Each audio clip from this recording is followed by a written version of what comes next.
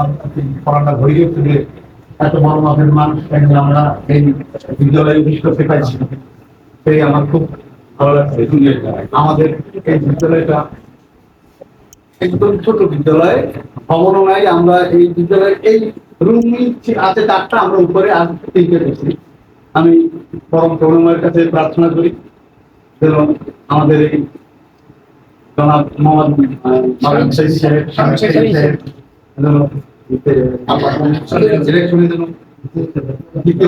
করতে পারে।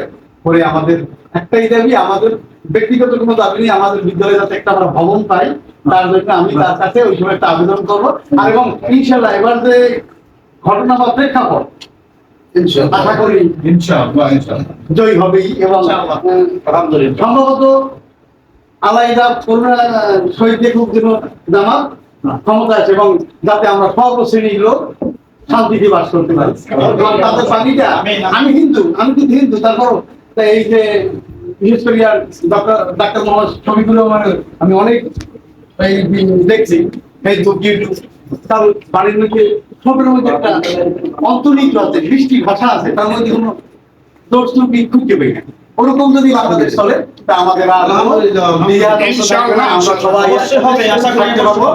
আর এই আমাদের সম্ভাব্য প্রার্থী এবং জয়ী হবে তাও আশা করি। তার কাছে আমাদের বিনীত অনুরোধ যেন আমরা স্কুলে একটা ভবন পাই।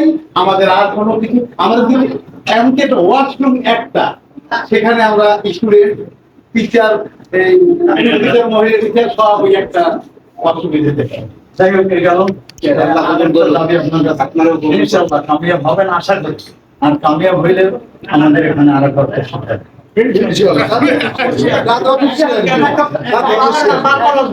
বারবার